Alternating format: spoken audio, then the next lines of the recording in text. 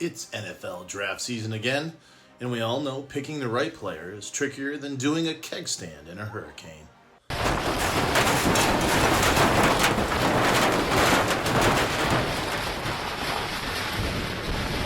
The Kansas City Chiefs have had their share of draft magic. The Kansas City Chiefs select Patrick Mahomes, Chris Jones, Travis Kelce. But it hasn't all been high fives and butt slaps.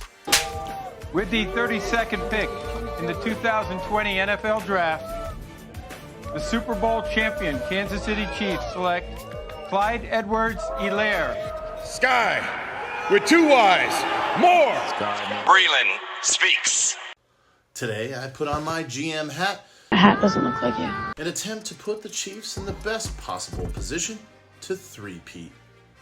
My Chiefs draft starts now. The Super Bowl champion Kansas City Chiefs select. While their league-leading wide receiver drop rate dominated sports talk shows, Even Patrick Mahomes' greatness can't overcome the inadequacy at the wide receiver position. Oh, he knocked it. He could have caught that ball. Themselves. Kadarius Toney. There's a reason the Giants got rid of him. and single-handedly cost them multiple games. Out. Valdez-Scantling dropped it. It was the play of their starting tackles, Donovan Smith and Jawan Taylor, that posed the biggest risk to the Chiefs' dynasty. With only 64 starting tackle spots available in the NFL, it's really hard for starting tackles to rate lower than 64, but Jawan managed to rank 72nd thanks in large part to his league-leading 20 penalties, with Donovan Smith ranking a little higher at 61. Not ideal, but doable with the best player on the planet at the helm. Yo, he is a magician. I'm convinced. Mahomes is unbelievable.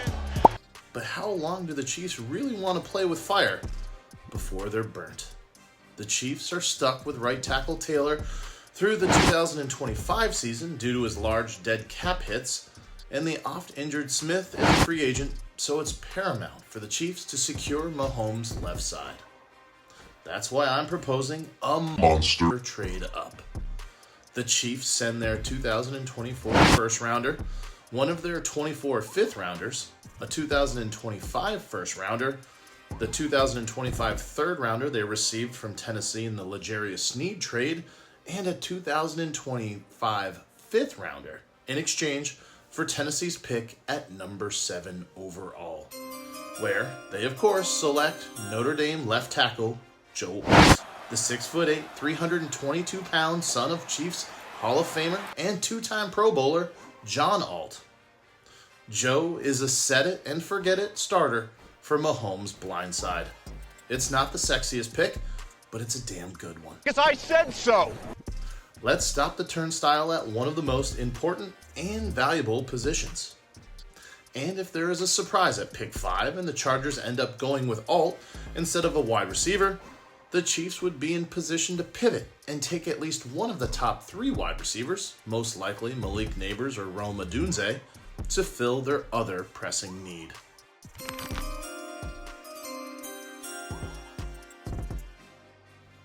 Assuming Alt is there at number 7, I have the Chiefs going best available wide receiver at the end of the second round. Marquise Brown is a nice one-year rental, but he's not enough, especially with Rashee Rice. You put the wrong emphasis on the wrong syllable. Staring down a multi-game suspension at the very least. They need multiple weapons, but a bigger-bodied X-receiver on the outside would be ideal. Guys that could be available later in round 2, South Carolina's Xavier Legette and UNC's Devontae Walker. Both have the desired height, speed, and power combo of a prototypical X-receiver. Now, it is lying season, and every team has differing rankings, but it seems like there are better odds that Walker is there for the Chiefs at pick 64.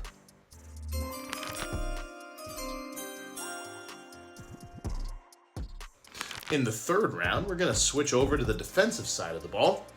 After the L'Jarius Sneed trade, there is an open spot opposite All-Pro corner Trent McDuffie. Kyrie Jackson only started one season for the Oregon Ducks after 2 years as a Bama reserve, but it was an all Pac-12 season. He blends rare size and strength, and he could be an ideal match for the Chiefs' aggressive press man coverage. And with only 1 year of starting experience, there's lots of room for development and improvement.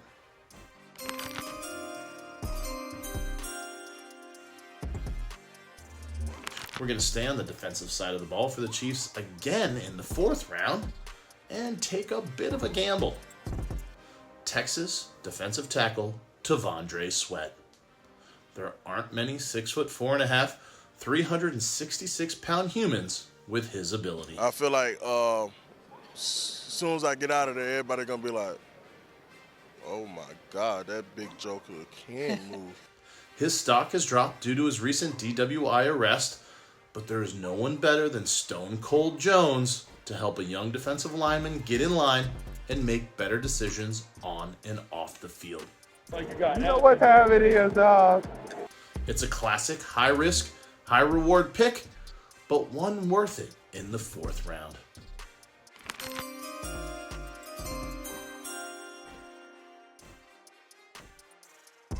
It's back to offensive playmakers in the 5th round. Travis Kelce is the GOAT tight end, but the end is near. Not cool, man. And now is the time to have his replacement begin his apprenticeship. Insert Ohio State linebacker turned tight end, Cade Stover. A former high school basketball star with elite athleticism and sticky hands, his best tight end days are ahead of him after a first-team All-Big Ten season. He needs to work on his blocking, but it's not like the Chiefs expect Kelce to be Jason Witten sealing the edge. Know your role and shut your mouth, you jabroni.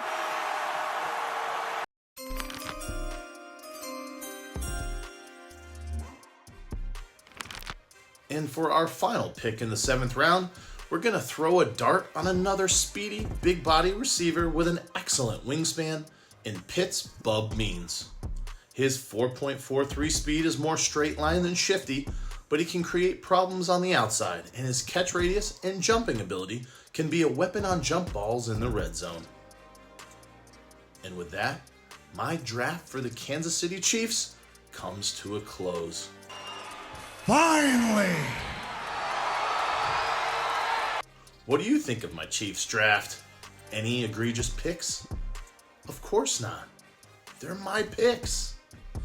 And you know this, man. Will the Chiefs select Joe Alt, Devontae Walker, Kyrie Jackson, T'Vondre Sweat, Cade Stover, and Bub Means in the 2024 draft as they prepare to go for a three-peat? No chance. Absolutely not. Probably not.